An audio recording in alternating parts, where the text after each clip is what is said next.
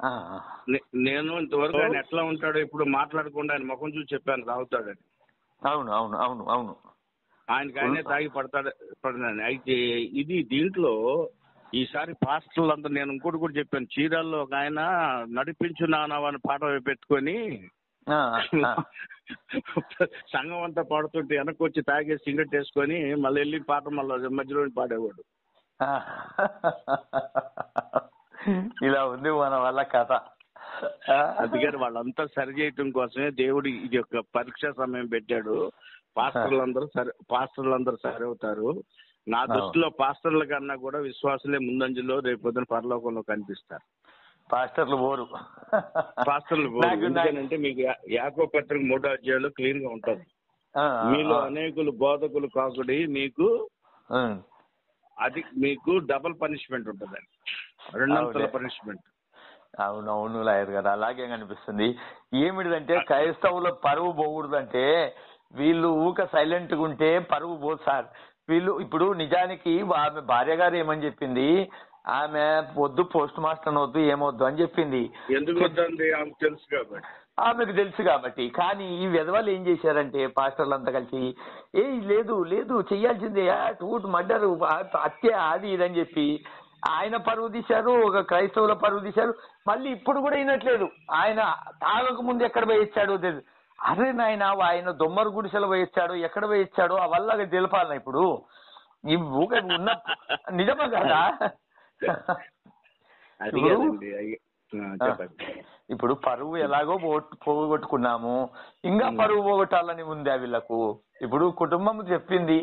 ఇంకోటి సార్, వీళ్ళంతా రాకుండింటే కూడా ఆయన తాగినా గానీ ఇంత బయటికి రాదు సార్. ఊకెందుకు? ఏదో డబ్బులు ఇచ్చో ఏదో ఒకటి మేనేజ్ చేసేవాళ్ళు బయటికి రాకుండా. కానీ ఇప్పుడు పరిస్థితి ఎలా ఉందంటే మొత్తం ప్రపంచానికి తెలిపారు వీళ్ళు.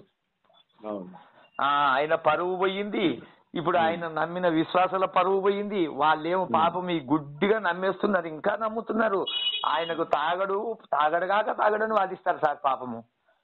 అదే కాదు, అసలు ఇంకోటి ఏంటంటే ఎస్ఐ గారు టీ తాపించానంటే అసలు ఒకడు కామెంట్ పెట్టాడు నాకు. ఒక లేడీ పెట్టింది ఏమనంటే, అన్నా ఆయన అసలు టీయే తాగడు, ఆయన తాగితే కాఫీ తాగుతాడు పెట్టి. ఇంకో ఉమ్మిచ్చాడంట, టీ పోస్తే ఉమ్మిచ్చాడంట కొంచెం తాగి. ఇంకోటి పోలీసుల దగ్గర అయ్యారు మాట చెప్తానండి. చెప్పండి. ప్రపంచంలో మందు తాగి ఉన్నవాడు ఎవడు టీ తాగడు. అదే అదే అదే నిజమే. టీకి మందుకి పడదు. అవును. ఇంకొక విషయం లాయర్ గారు, ఈయన వచ్చేసి పోలీస్ ఆఫీసర్ కూడా. ఇప్పుడు ఆడ ఎస్ఐ గారు ఉన్నారు కదా, ట్రాఫిక్ ఎస్ఐ, ఆయన మన పోలీస్ ఆఫీసర్లకు చెప్పింది ఒకటి, ఇక్కడ చెప్తున్నది ఒకటి. ఇక్కడ వాళ్ళు అడిగారంట ఆయనని, పోలీస్ ఆఫీసర్ని, అవ్వయ్య మళ్ళా డ్రైవ్ చేస్తున్నప్పుడు నువ్వు ఎలా ఆయనని నువ్వు పట్టుకోలేదు, ఎలా ఫైన్ వేయలేదని అడిగారంట. అంటే ఆయన ఏం చెప్పాలని అర్థం కాదు. ఇప్పుడు మీడియాకి మరసంగా ఏమని చెప్తున్నాడంటే, ఆయన తాగలేదు, తాగితే అల్లరి చేస్తారు కదా అన్నట్టే చెప్తున్నాడు.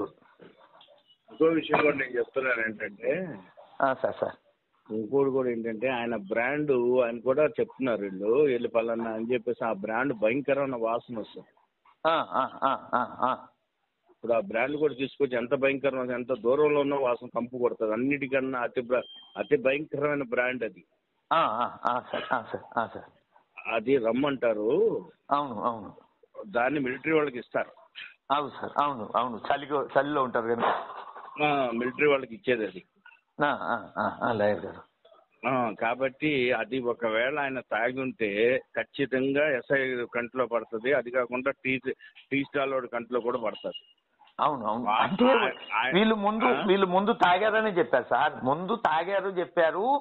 ముందు ఏమని చెప్పారంటే, వీళ్ళకి ఆఫీసర్లకి, పెద్ద ఆఫీసర్లకి ఫస్ట్ క్వశ్చన్ చేశారు కదా, తాగారు సార్, మేము వద్దు డ్రంకర్ డ్రైవ్ చేయడం తప్పు అని కూడా మందలిచ్చాము అని కూడా చెప్పారంట. అని చెప్తే కూడా ఆయన వీళ్ళేమో నన్ను ఆయన ఎక్కడ మీడియా కట్ట భయపడ్డారు సార్. అయ్యారు, నేను ఒక మాట చెప్తానండి సార్. మీకు హైదరాబాద్ నుంచి 350 కిలోమీటర్లు మోటార్ సైకిల్ మీద వచ్చిన వాడు, అవును, ఎన్ని లారీలు తప్పించాడు, ఎన్ని బస్సులు తప్పించాడు, ఎక్కడ ఏ టైర్ కింద ఎందుకు పడలేదని నా క్వశ్చన్. అవును పడితే అవును ఏమండి ఇంతసేపు గా జర్నీ చేస్తాడా?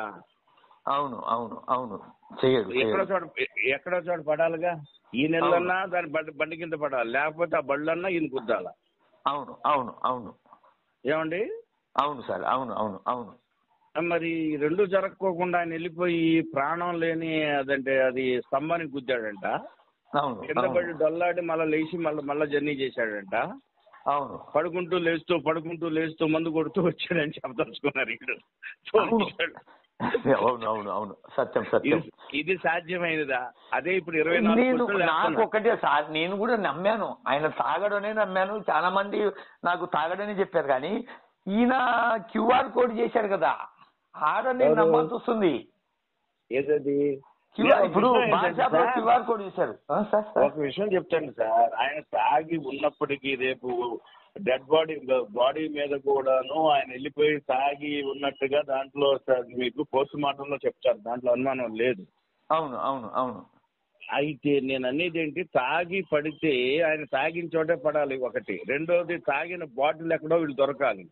అవును అవును అవును.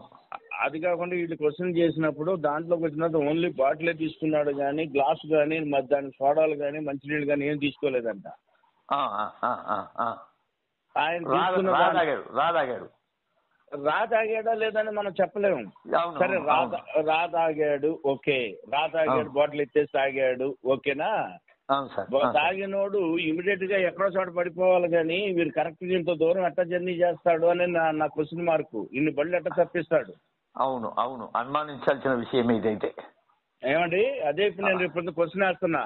ఇన్ని బళ్ళు తప్పించుకొని రోడ్డు వానికి వెళ్ళి అంటే రాజమండ్రి దాకా 352 కిలోమీటర్లు జర్నీ చేసి తాగినోడు అవును.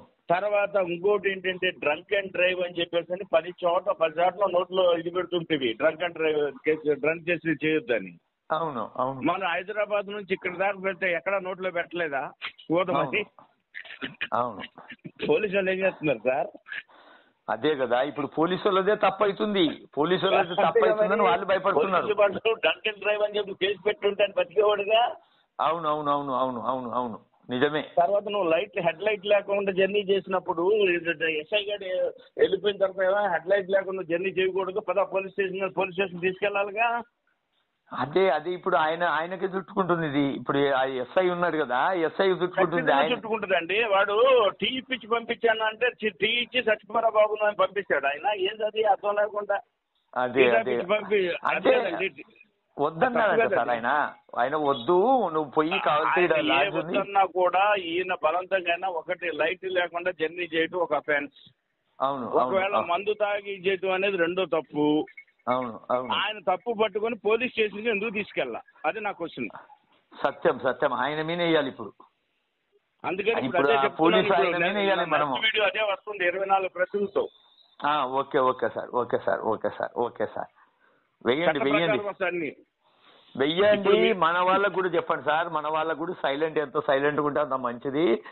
ఎందుకంటే అయ్యారు సార్ దేవుడు పాస్టర్ను ప్రక్షాళన చేయడం కొరకే ఈ యొక్క ఇది మనకి ఇది పెట్టాడు, విషయం పరీక్ష. జాగ్రత్త, పాస్టర్ని పూర్తిగా నమ్మకండి, అవును, బోధకులందరినీ మీరు పూర్తిగా నమ్మకండి అని బైబిల్ మీరు యాకోబు పత్రిక 3వ అధ్యాయం చదవండి ఒకసారి. Okay sir, okay sir, okay sir, okay sir. మొదట్లోనే ఉంటది అది. సత్యం సత్యం సత్యం. మీరు అనేకులు బోధకులు కావద్దని చెప్తాడు, బోధకులు అవమని ఎక్కడ ఉండదు. అవును. ప్రతివాడు కూడా పరిశుద్ధ గ్రంథాన్ని అతి పరిశుద్ధ స్థలంలో పెట్టుకుని వచ్చేస్తున్నాడు. అతి పరిశుద్ధ స్థలం అంటే సంక. Okay okay okay sir, okay sir, okay sir. వాళ్ళని ప్రక్షాళన చేయడానికి దేవుని యొక్క పరిస్థితి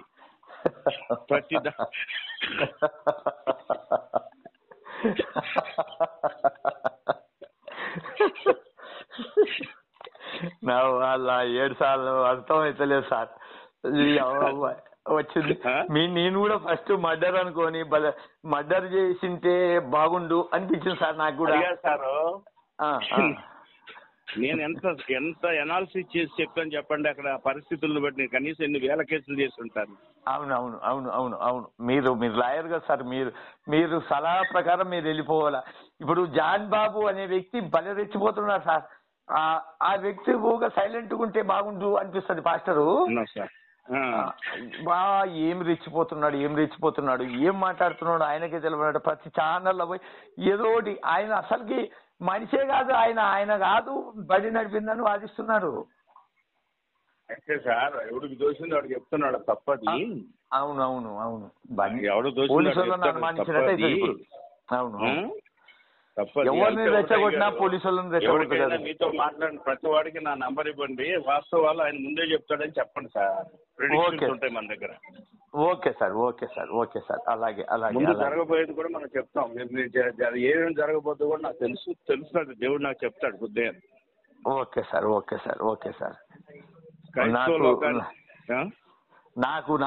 నాకైతే చెప్పండి సార్. నేను చెప్తున్నాను కదా, అవును ఇది మీకు అంత్యకాలం అని ఖచ్చితంగా చెప్పొచ్చు. ఓకే సార్ తొందరలోనే దేవుడు మధ్యావకాశానికి వస్తాడు.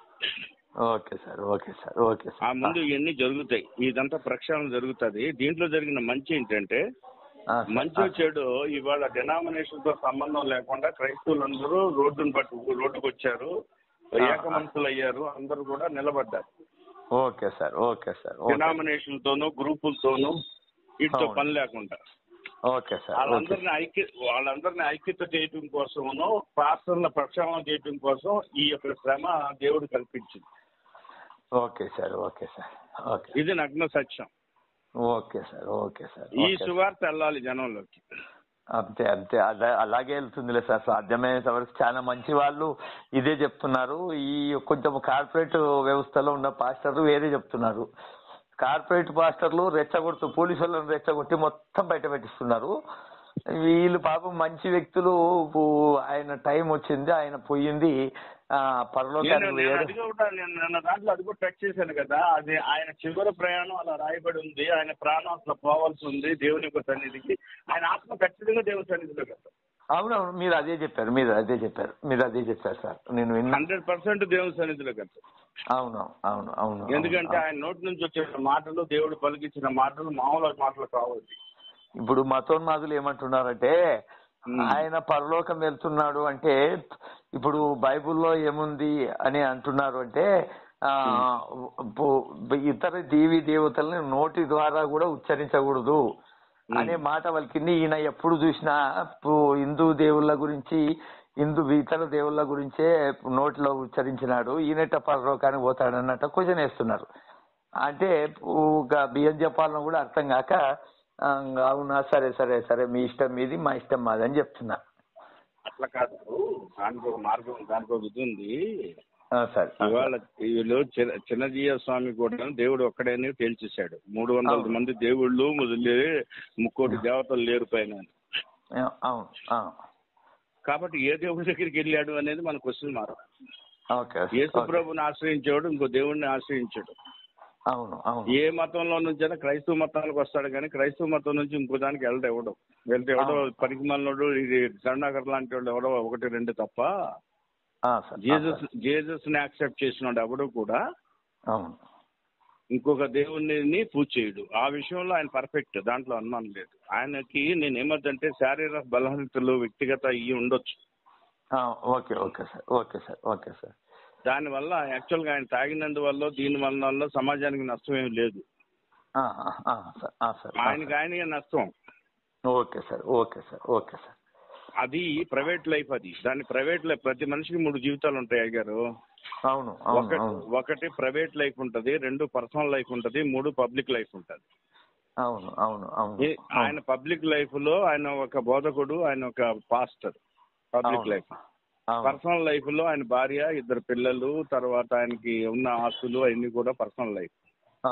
ప్రైవేట్ లైఫ్ వచ్చేటప్పటికి ఆయన అమ్మాయిలతో తిరుగుతాడో, మందు తాగుతాడో అన్ని కూడా దేవునికి ఆయన లెక్క చెప్పుకుంటాడు. మనకి సమాజానికి పని లేదు. ఎవరికి పని లేదు. అది ఆయన స్వయం ఇది అనమాట. మీరు చెప్పింది నాకు గుర్తొచ్చి నేను నీకు ఫోన్ చేశాను. ఇప్పుడు నాకు ఏమన్నారంటే, అక్కడ నాకు అంతవరకు ఐడియా లేదు, మీరు అక్కడ అమ్మాయి కోసమే వెళ్ళుంటాడు అని మీరు చెప్పారు కదా.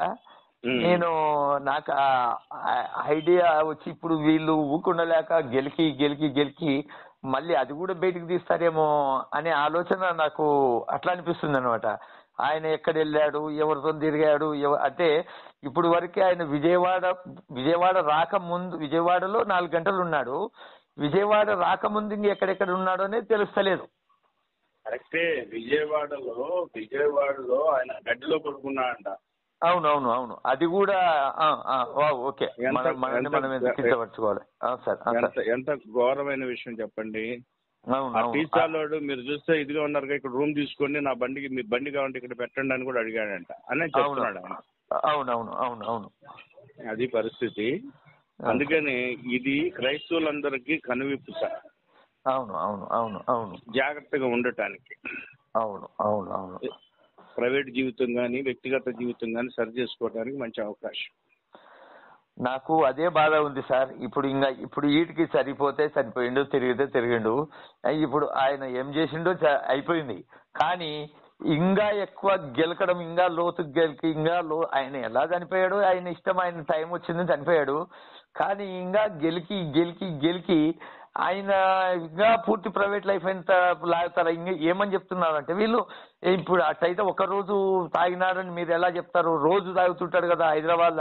అంటే హైదరాబాద్ సీసీ ఫుటేజ్లు కూడా తీసుకురామని చెప్తున్నారు వీళ్ళు. ఈ అమ్మ ఇది ఎక్కడ అది కాదండి. ఆ మిసెస్ గారికి ముందే తెలుసు బలహీనతలు. అందుకని ఆయన చేయొద్దని చెప్పేసి ఆయన చెప్తా కారణం అవి బయటపడతాయని తెలుసాడు. అవును. వినట్లేదు గొర్రెలు. ఆమె వద్దమ్మా ఆయన వద్దన్నాడు. పాపం ఇంకొక వ్యక్తి మనకు క్రైస్తవులకి సాయం చేసే వ్యక్తి ఒకడు ఉన్నాడు, మామూలు టీడీపీ అధికార ప్రతినిధి. ఆయన కూడా చెప్పాడు. ఆయన కూడా ఆమె వద్దంటుంది కదా, మీరు ఎందుకు బలవంతం చేస్తున్నారని చెప్పాడంట. చెప్తే కూడా లేదు చేయాల్సిందే, పోస్ట్ మార్టం చేయాల్సిందే. సార్ పోస్ట్ మార్టం అనేది యాక్సిడెంట్ కేసులో కూడా కంపల్సరీ చెయ్యాలి. చేయకుండా ఇప్పుడు నేను కూడా చూశాను. ఏమిటికంటే ఇప్పుడు మా వీధిలోనే ఓ పిల్లోడు యాక్సిడెంట్ లో చనిపోయాడు. చనిపోతే వాడిని పోస్ట్ మాస్టర్ ఎలా చేశారంటే ఒక పైన అంటే ఒక చేసాం. అది కరెక్ట్. ఇప్పుడు ఏమవుతుందంటే ఫ్యామిలీ మెంబర్స్ ఇచ్చేయకపోతే చేసినట్టుగా ఊరక చూపించి చూపించి వదిలేస్తారు. అంత డీప్ కి వెళ్ళరు. ఈ కేసులో డీప్ కి వెళ్తున్నారు. ఎందుకనంటే సెన్సేషనల్ అయిపోయింది కేసు. అది సెన్సేషనల్ చేయాల్సిన అవసరం. ఇప్పుడు ఆమె చెప్తుంది, ఆమె చెప్పినప్పుడన్నా అర్థం చేసుకున్నారు కదా వీళ్ళు. ఆమె ఏమని చెప్తుంది అండి మీకు, ఆమె అంత ధైర్యంగా ఉందంటే. అవును ఆమె అంత ధైర్యంగా ఉంటే ఆమెను అచీవ్ చేశాను, ఆయన మినిస్ట్రీని కొనసాగిస్తానని అంత ధైర్యంగా చెప్పిందంటే అవును ఆయనకి ఆవిడకి మధ్య ఉన్న కార్డియల్ రిలేషన్షిప్ ఎలా ఉందో మనం చెప్పొచ్చు అండి. అదే సైకాలజీ. అవును వెంటనే రియాక్ట్ అయ్యి ఆయన ఎవరైనా చనుకుంటే వాళ్ళని క్షమించేశాను, ఆ జోలికి వెళ్ళమాకండి అని చెప్తుందంటే అవును వీళ్ళిద్దరి మధ్య ఉన్న కార్డియల్ రిలేషన్షిప్ ఏంటనే చెప్పొచ్చు. అవును సార్ ఒక్క ఫోన్ వస్తుంది సార్. తర్వాత మాట్లాడదాం. Okay sir.